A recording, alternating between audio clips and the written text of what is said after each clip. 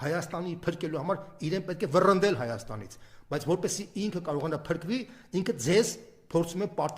պատանդի կարգամիջոցներ դնել, ինչպես իր դրածողների միջոցով, այդ մարդիկ, ովքեր որ կառավարման համակարգի մեջ են, ուղղակի կամ անուղղակի իրենք պատանդի կարգավիճակի մեջ են։ Դուք չունեք այդ ինֆորմացիան։ Նույնպես եմ կրկնում, հարյուրավոր գյուղեր, քաղաքներ, ովքեր կառավարում են ԿՊ-ի ներկայացուցիչները, այդ մարդիկ պարտադրված վիճակի մեջ են հայտնված։ Հատուկ այդ մատների վրա կարելի հաշվել մարդիկ, որ անկեղծորեն հավատում են իրան։ Եվ այդ իմաստով ես նույնպես եմ կրկնում, ձեր Սարիկի փրկության միակ տարբերակը, որ այդ մարդը չընտրվի Գյումրիի քաղաքապետ։ Սա է գլխավոր խնդիրը։